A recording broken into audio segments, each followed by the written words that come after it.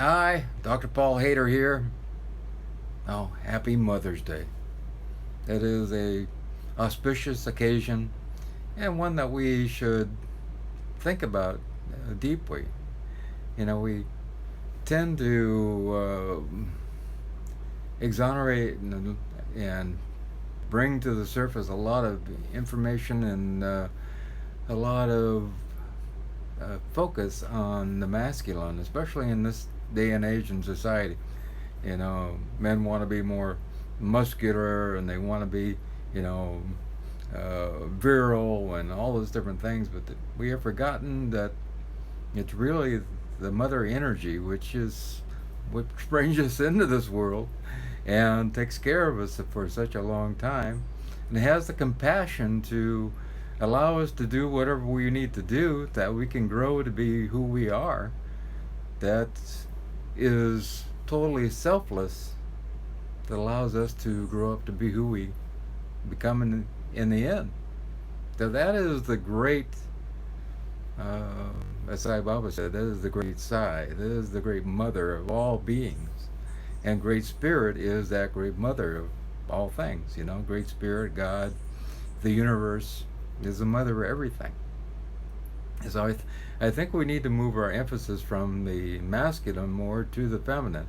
If the women were running the world in general, I think we would have no wars. There's no doubt about that. How many mothers would want their, sons and daughters to go to war? I just don't think that would happen.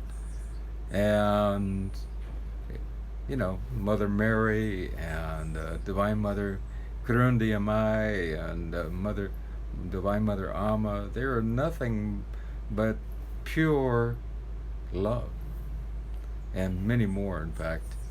They're nothing but pure love and giving.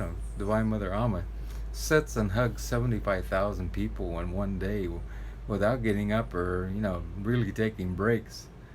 It's pretty amazing. And then she has this divine energy. I was sitting in the audience the first time I saw her, and even before I knew she was coming, all of a sudden I started welling up tears, and I was crying, and I didn't know why until she arrived, and I said, "Oh, that was her energy that was coming."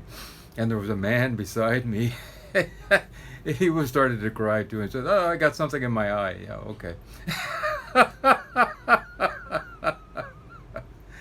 So he had to leave. I understood. Some men don't want to show their emotions, so. But that divine energy of love, that divine energy of giving, that divine energy of compassion, that divine energy of more than anything else of forgiveness.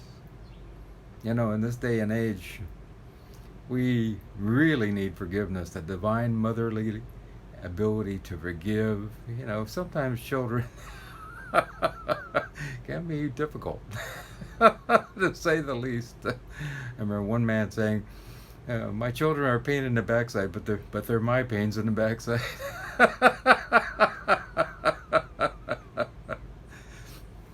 And I love them because they are my children. And sometimes I remember us getting into trouble as kids, and it was difficult, to say the least.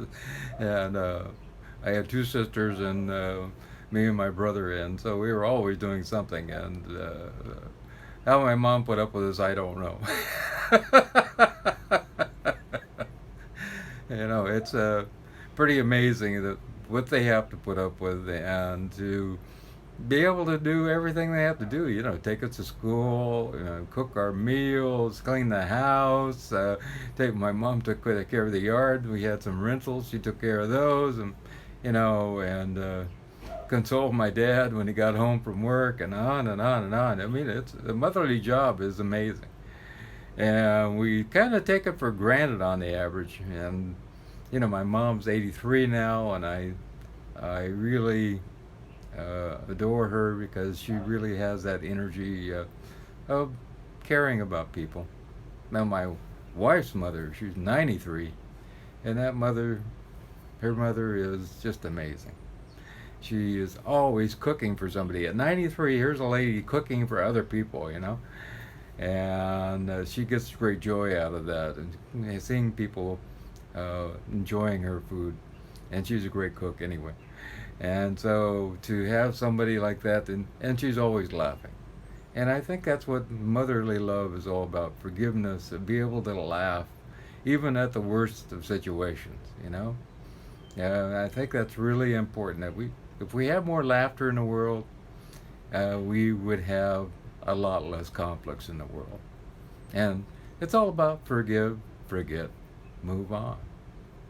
And if we would allow ourselves to see that we could forgive and really mean it from the depths of our heart and let it go, forget. That's the hard part, you know what I mean? To forget about somebody that did something wrong. And how many of us have done something wrong? I have.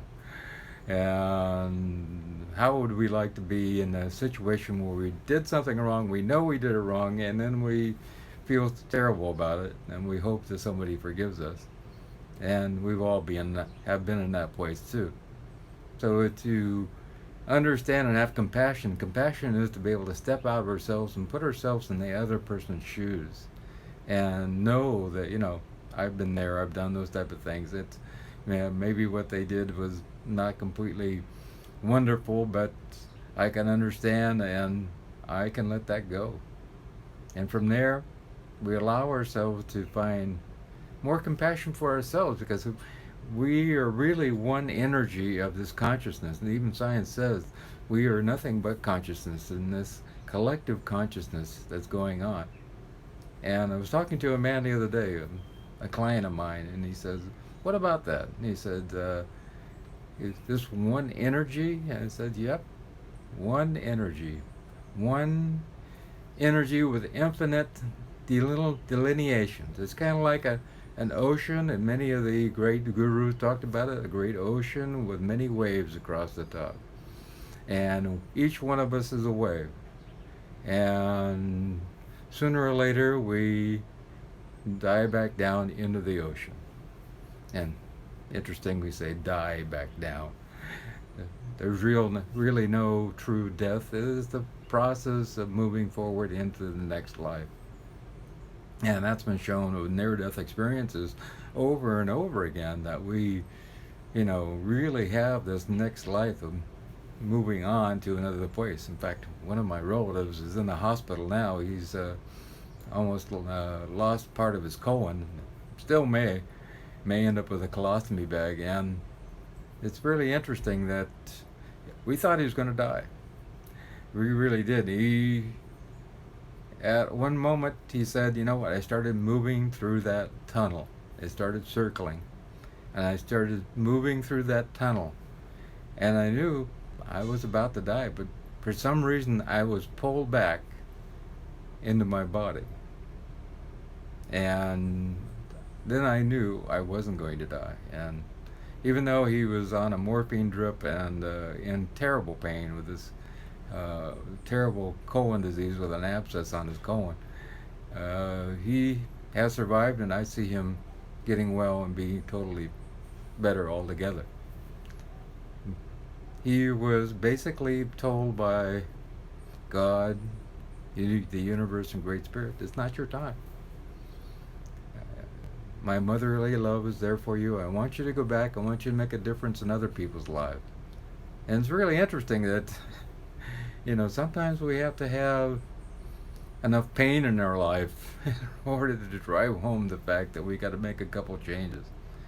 And pain is not always a bad thing, sometimes people think, oh, I hate pain and this and that, but pain is trying to get our attention. It's tapping us on the shoulder and say, hey, wake up, wake up, The Divine Mother is trying to get our attention here. Hey, wake up, wake up. A couple things need to be changed here. And I don't like putting you through all this, but I need to get your attention one way or another. And so it's trying to say, hey, come on, you can do better than this. I love you the way you are, but you know what's missing. And we all do. And then when we try to reach out and grasp what we know is missing in our life, then we feel more fulfilled. We feel more content. We feel more peace. We find that great grace which filters into our life. And somebody came up to me the other day and said, "Did you hear about this person? They're in the hospital and this is happening." And I said, "Okay, that's great. I'm concerned, but everything is good, and everything happens in divine order. There is nothing that doesn't happen in divine order. And I'm sending that person love who needs that divine nurturing. But I know that no matter which way that person goes, whether they leave this planet or whether they stay on this planet, it is for their greatest good and for their greatest true joy from their spiritual aspect of themselves." Because this is the learning clinic that we're in. We're in school right now, and the teacher is handing out little lessons. You know what I mean? Here, this is a math lesson, and this is a lesson in life, and this is a lesson in accounting. This is a lesson in how to take care of your body, and then this is a lesson in how to have relationships, and blah blah blah blah blah.